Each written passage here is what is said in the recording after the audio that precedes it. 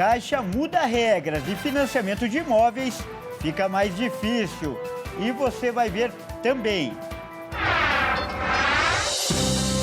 Técnica de laboratório que assinou laudos de órgãos infectados com HIV se entrega à polícia no Rio de Janeiro. 8 pacientes perdem o olho por infecção após mutirão para cirurgia de catarata no Rio Grande do Norte. Governo decide amanhã se horário de verão vai voltar. E ainda, seleção brasileira enfrenta o Peru e pode terminar a data FIFA em segundo lugar nas eliminatórias. Tudo isso você confere a partir de agora no Jornal das 18h30.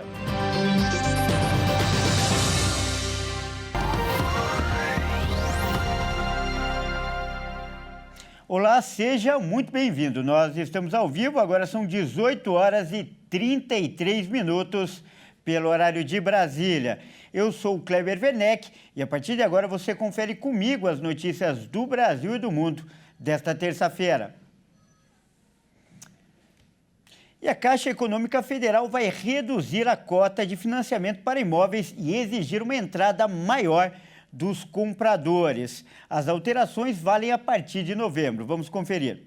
Os imóveis de até R$1,5 milhão vão ter mudanças no financiamento a partir de 1º de novembro. Os compradores vão ter que dispor de um valor maior para dar de entrada. O cliente também não poderá ter outro financiamento habitacional ativo com o banco. Além disso, outra mudança acontece nas cotas de financiamento admitidas pelo banco. O banco só vai financiar até 70% do valor do imóvel pelo sistema de amortização constante. No modelo atual, válido até o final deste mês, a cota admitida é de até 80% do valor do imóvel. Já pelo sistema Price, o banco passará a financiar até 50% do valor do imóvel. Nesse caso, a cota era de 70%. Pelo sistema Saque, o valor total das prestações pagas vai diminuindo ao longo do tempo, por conta da parcela decrescente de juros. Já no sistema Price, o valor total é constante durante o prazo contratado. Pelo modelo atual, se um imóvel vale 800 mil, a Caixa financia até 640 mil. Nesse caso, o mutuário paga 20% do valor do imóvel como entrada, ou seja, 160 mil. Já pelo novo modelo, válido a partir de novembro, o mesmo imóvel de 800 mil terá 15 netos e 60 mil financiados pela Caixa. Os outros 30%, equivalente a 240 mil, ficam a cargo do tomador. As propriedades já adquiridas não terão as regras de financiamento alteradas. E agora um alerta, termina amanhã o prazo para resgatar o dinheiro esquecido em bancos ou instituições financeiras. Mais de 8,5 milhões de reais estão disponíveis para o resgate no sistema de valores a receber do Banco Central. O prazo para o resgate do dinheiro esquecido em bancos e instituições financeiras está terminando. De acordo com o levantamento de agosto da autoridade monetária, no total, até essa quarta-feira, 8,590 bilhões de reais estão disponíveis para resgate no sistema de valores a receber do Banco Central. No sistema, o cliente pode consultar as empresas e pessoas físicas, inclusive falecidas, que deixaram valores abandonados em bancos, consórcios e outras instituições. Para consultar se tem valores esquecidos em bancos e instituições financeiras a receber, basta acessar o site oficial estabelecido pelo Banco Central e clicar no Sistema de Valores a Receber, SVR. A data informada vai ser um agendamento em que os valores vão ser transferidos. O agendamento será feito de acordo com sua data de nascimento do beneficiário. No caso das empresas, de acordo com a data de criação da companhia. Uma lei aprovada pelo Congresso Nacional e sancionada pelo presidente Lula autoriza o governo a recolher os recursos esquecidos no sistema de valores a receber que não foram reclamados pelos titulares até o prazo final. E a técnica de laboratório que assinou um dos laudos de órgãos infectados por HIV se entregou à polícia nesta tarde. Jaqueline Iris Bacelar de Assis estava foragida desde ontem, quando foi expedido um mandado de prisão temporária para ela e outros envolvidos no caso. Jaqueline Aires Bacelar não tinha registro profissional de biomédica, embora usasse um carimbo como se fosse profissional. A técnica de laboratório assinou um dos laudos de órgãos infectados por HIV. Nesta tarde, Jaqueline, de 36 anos, se entregou à polícia. Ela estava foragida desde segunda-feira, quando foi expedido um mandado de prisão temporária para ela e outros envolvidos no caso. Jaqueline, que trabalhava como auxiliar administrativa no PCS Lab Salem, chegou à delegacia na zona norte do Rio de Janeiro, ao lado de 2 advogados. Ela entrou sem falar com a imprensa, que chegou a questionar sobre os laudos. Ela usou um carimbo com registro profissional de outra pessoa para liberar o laudo dos órgãos contaminados com HIV e acabou infectando 3 pacientes. Os conselhos de biomedicina e de farmácia disseram que Jaqueline não tinha nenhum registro profissional. O certificado de formação foi entregue ao laboratório PSC Lab Salem, que está sob investigação por emitir exames com falsos negativos para HIV no Rio em agosto deste ano. O erro nos exames fez com que 6 pessoas que receberam órgãos transplantados fossem infectadas pelo HIV. O laboratório afirma ter recebido o documento de Jaqueline no momento de sua contratação. A instituição de ensino informou que não identificou o documento em seus registros. Jaqueline é inscrita no Conselho Regional de Farmácia do Rio de Janeiro como técnica de patologia clínica, como profissional de nível médio. Mas, para assinar laudos, o Conselho diz que é preciso ter uma formação acadêmica de nível superior. E agora uma notícia chocante. 8 pessoas perderam o olho após participar de um mutirão para tratamento de catarata. O caso aconteceu na cidade de Parelhas, que fica no Rio Grande do Norte. O mutirão aconteceu no mês passado, mas a Secretaria de Saúde da cidade só confirmou a informação hoje. As cirurgias aconteceram como parte do programa Fila Zero, que tem o objetivo de reduzir as filas de espera de todos os serviços de saúde. Ao todo, 48 pessoas passaram por procedimentos de catarata em 2 dias. 15 tiveram complicações com infecções bacterianas e destes 15, 8 tiveram que retirar o globo ocular. 4 fizeram uma cirurgia de vitrectomia, que é a substituição de um gel que fica dentro do olho. E 3 estão sendo acompanhadas por oftalmologistas. A prefeitura também disse que cerca de 330 procedimentos foram realizados desde maio de 2022. E até o último mutirão, nunca havia acontecido nenhuma complicação. A Vigilância Sanitária vinculada à Secretaria de Saúde do Rio Grande do Norte informou que vai apurar as situações e tomar as devidas providências.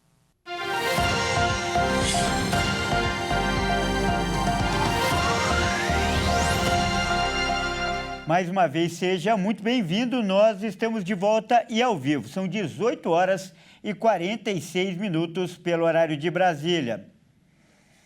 E o governo federal deve anunciar nesta quarta-feira a decisão sobre a volta ou não do horário de verão. O Operador Nacional do Sistema Elétrico vai apresentar novos dados para que os integrantes do governo avaliem se a medida será realmente vantajosa.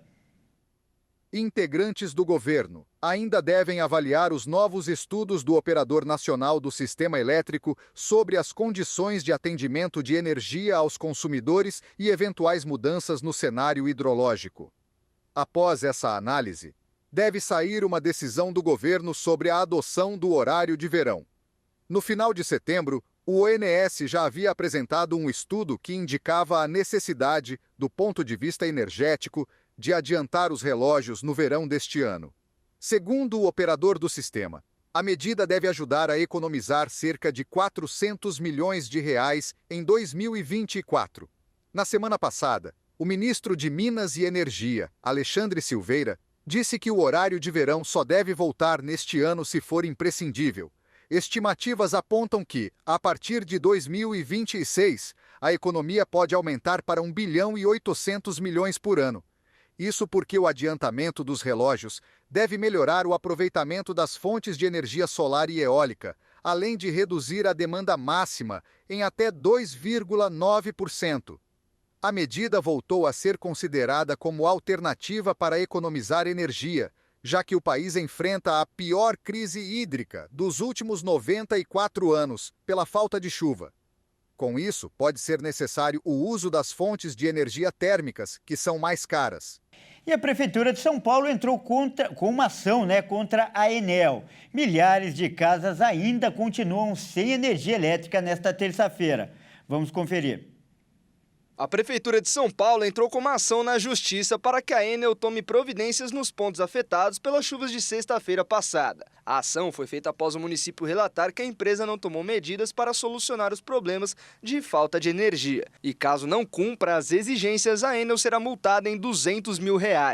As fortes chuvas deixaram mais de 250 mil casas sem luz. Durante a tempestade, as rajadas chegaram a 107,6 km por hora. Além disso, a empresa ainda não apresentou planos para remover os galhos presos ou próximos às redes elétricas. No processo, a prefeitura afirmou que a Enel é responsável pela poda de 225 mil árvores na cidade e que ela não precisa de autorização prévia para realizar esses serviços. E agora é hora da gente falar de esportes aqui no Jornal das 18h30. E quem traz as informações é o Fernando Jesus.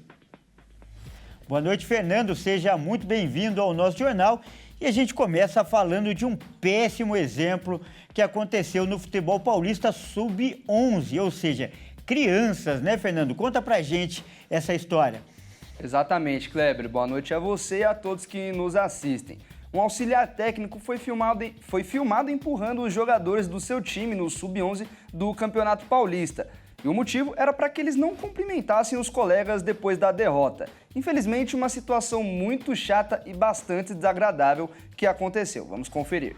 Após a derrota do time do Bandeirante contra o Linense na categoria sub-11, os jogadores dos dois times se cumprimentavam no meio de campo. Foi então que Rodrigues Amâncio Pereira, auxiliar técnico do Bandeirante, apareceu no vídeo empurrando os garotos do seu time, impedindo os cumprimentos entre eles. O treinador estava bravo devido à derrota da sua equipe e chamou a atenção das pessoas que estavam no local devido à forma agressiva que lidou com as crianças do time. Logo após o vídeo viralizar, o Tribunal de Justiça Desportiva do Estado de São Paulo decidiu suspender o treinador pela conduta agressiva, além de desrespeitar o protocolo de cumprimento entre as equipes. O Clube Bandeirante lamentou o caso nas redes sociais e disse repudiar a atitude do auxiliar. Já Rodrigues Amâncio se manifestou em um vídeo também na rede social, onde ele pede desculpas tanto ao clube quanto aos pais e às crianças do Bandeirante e do Linense. Ei, Fernando, ontem a gente falou aqui, né, da classificação do Corinthians na Libertadores Feminina. Aliás, o jogo está acontecendo neste momento, mas o time fora de campo teve muitos problemas, né? Mais fora de campo do que propriamente em campo. Conta pra gente, Fernando. Isso mesmo, o ônibus foi o motivo da reclamação. Nas redes sociais, a jogadora Gabi Zanotti mostrou irritação com o transporte cedido pela Conmebol. E quem traz mais informações é a nossa comentarista de futebol feminino, a Maíra Anjos. Em um registro feito pela camisa 10 do Corinthians, Gabi Zanotti questionou a condição do ônibus que levou a delegação corintiana para o jogo de sábado contra o Olímpia, onde elas venceram por 2-0. Na imagem, é possível ver que o ônibus tem problemas evidentes, como os bancos rasgados e o claro aspecto de velho. Gabi Zanotti ainda afirmou na postagem em seu Instagram que o ar-condicionado do veículo não funcionava direito. Ciente das reclamações, a Conmebol trocou o ônibus na segunda-feira. Mas essa não foi a primeira crítica de Gabi Zanotti com a organização da Libertadores Feminina. Após vitória contra o Olímpia, a atacante também reclamou das condições do gramado, que eram claramente precárias. Para jogar a Libertadores, os times precisam ir bem em outras competições, e quando chegam lá, é esse descaso. É inadmissível uma competição do nível da Libertadores ter esses tipos de problemas. O futebol feminino, na teoria, devia ser valorizado, além de por quem o acompanha, por quem o organiza. Mas isso claramente não está acontecendo e não é de hoje. A Libertadores Feminina é disputada inteiramente em um intervalo de 2 semanas. E a Conmebol não tem condições de fornecer um ônibus com ar em funcionamento para as atletas? É apenas mais um descaso entre tantos outros que ocorrem no futebol feminino. Isso tem que mudar e para agora. Olha, Fernando, brilhante esse comentário aí da Maíra. O futebol feminino tem que ser tratado com a dignidade e o respeito que merece. Parabéns, então, para a Maíra aí pelo comentário, não é mesmo, Fernando?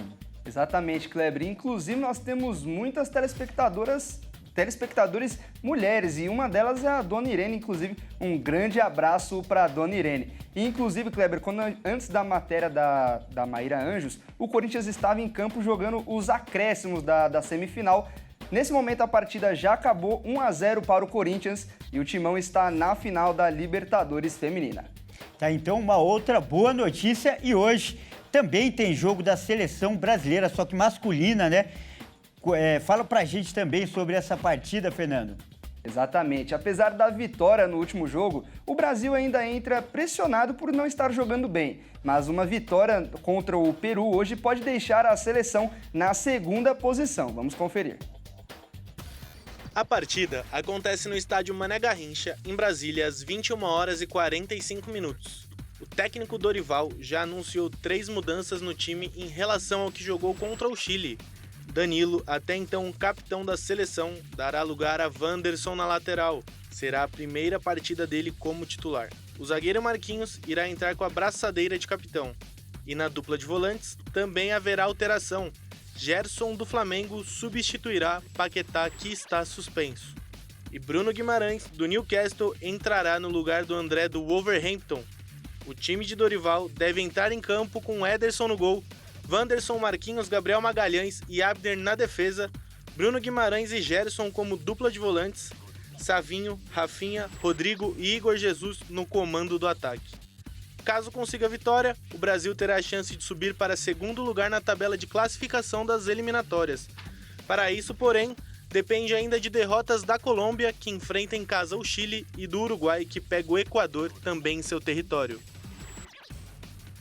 Então, uma boa sorte aí para a seleção brasileira no jogo que é tão importante hoje. É com você, Kleber. Tá certo, Fernando. Muito obrigado pelas informações. Ótima noite e até mais. Até mais. Bom, é isso aí. O Jornal das 18h30 fica por aqui. Eu agradeço demais a sua companhia. Ótima noite e até amanhã.